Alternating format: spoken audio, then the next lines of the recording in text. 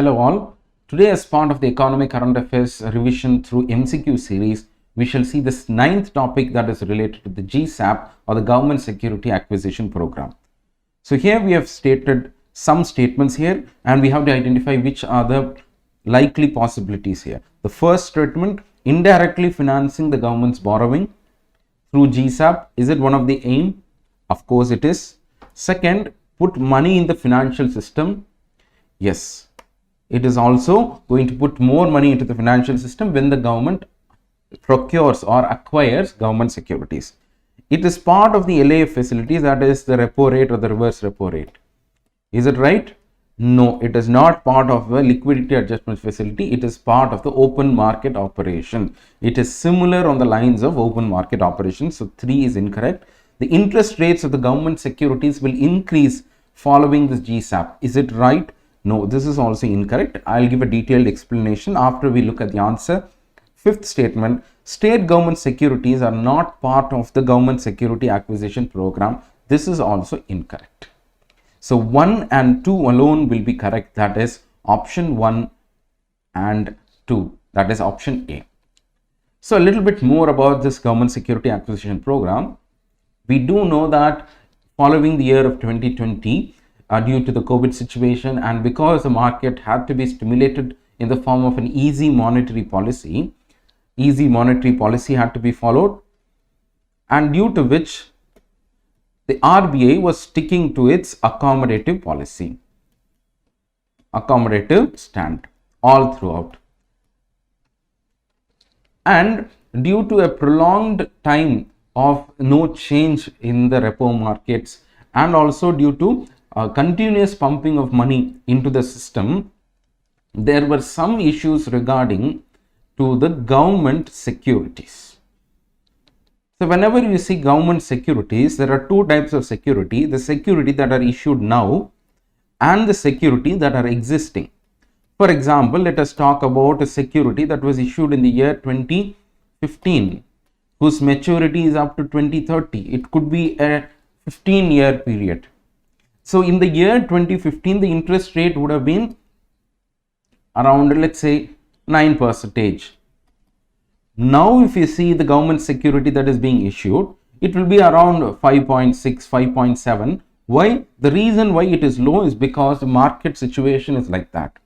Because India's economic growth and every macroeconomic parameters has seen a little slowdown, the interest rate should also come down. So this is highly correlated. But if you take the case of the existing securities, the interest rate that were given way back will not change at all. No change in the interest rate. Isn't it? So this is where we have the concept of the yield. That is, a person who had invested in this 9% government securities is obviously going to have a yield of 9%. If he is going to, if he or she is going to hold for it till 2030. So if there is a bank which bought a government security in 2015 and is going to hold on to it till maturity in 2030, then the yield and the interest rate are all going to be the same. But we do know that the yield is going to change when this particular bank decides to sell it in the market. So this particular, let's say the face value of the bond, which is 1000 rupee, and the interest rate is 9%, is being resold in the market. Now this is going to give a yield of 9% if this is the case. So everybody will not buy the existing security, that is the security that the government is issuing right now, and there will be no demand for the government securities that are being issued right now. And therefore, everybody will be flocking to it. When this happens, the price of this bond will now increase because of the higher demand for the older securities. It will become 1200 or 1300, and accordingly, the yield will come down.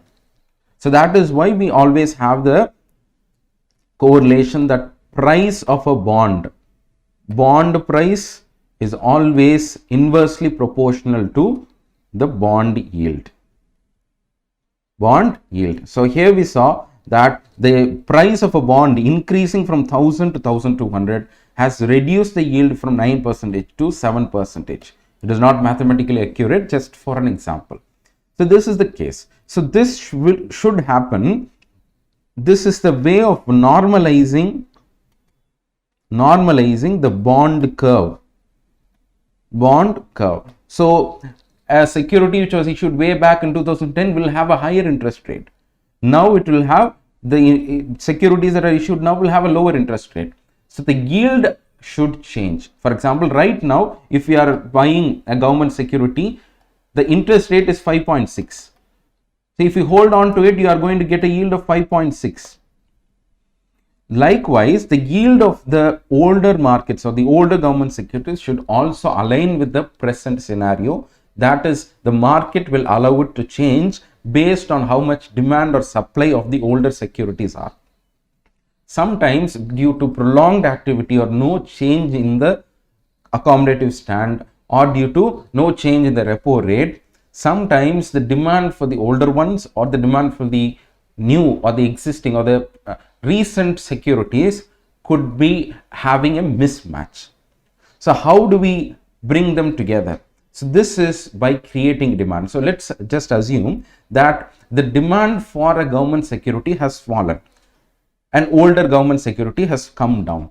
So what does it mean? Why will it come down? When the market expects that now presently the interest rates, the repo rate has all been around 4% and the RBI is going to decide to increase it to 4 or let's say 5 or 6. So if this is the anticipation of the market, they will all wait for the issuance of new securities.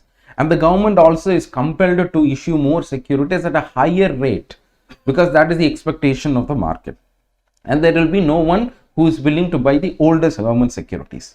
So in that case, the security demand, or let's say when the security of the older security, the older government securities demand, when it comes down, the yield will go up. And vice versa will happen. So to correct this kind of anomalies, if it is not in tune with the market, then we have to create a demand for government securities. Clear? We have to create a demand for government securities. Only when the demand for government security is there, government will have easy way of financing its needs, financing its borrowings. For example, in the year 2020, the government issued close to 9.5% GDP was its fiscal deficit. So the next year also it had to borrow more. So the more it borrows, it will have to publish more and more government securities, and there needs to be a demand. So to create that demand, if there is not enough demand in the market, the RBI will be creating a demand for this by artificially purchasing. Clear? Artificially purchasing. So through this, in order to meet the financing needs of the government, and also there were two objectives: meeting the financing needs or meeting the borrowing needs of the market, of the government, and to also to correct the anomalies, correct the yield curve, So these were the primary objectives of the RBI putting out a government securities acquisition program in the first quarter of 2021. So what will happen when the RBI is creating a demand for government securities? Obviously the yield will come down. When the yield is coming down, the newer securities can also be issued at a lower interest rate, which is of course the present scenario of the market. So there is no pressure on the government to give a higher interest rate to borrow.